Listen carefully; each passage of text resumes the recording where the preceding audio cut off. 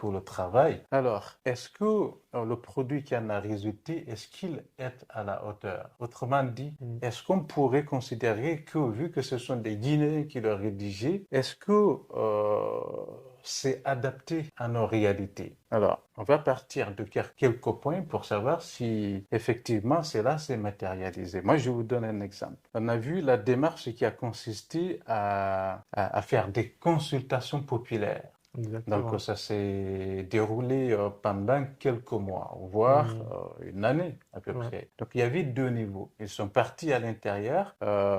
Pour moi, parce que c'était des meetings qui étaient organisés.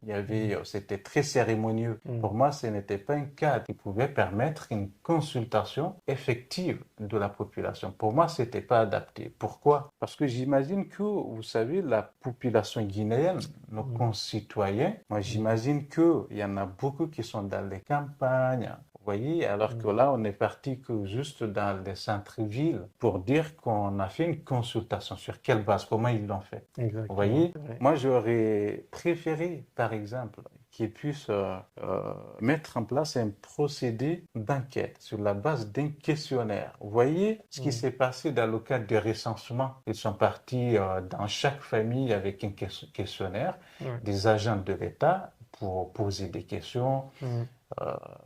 Afin de faire le recensement pour avoir le fichier de tous les Guinéens. On est d'accord? Ouais. De mon point de vue, on pouvait utiliser le même procédé à l'intérieur, surtout dans les villages, parce qu'ils sont tous des Guinéens, eux aussi, ils ont le droit d'être consultés. Parce que Exactement. ce qui est en vue, c'est pour eux aussi.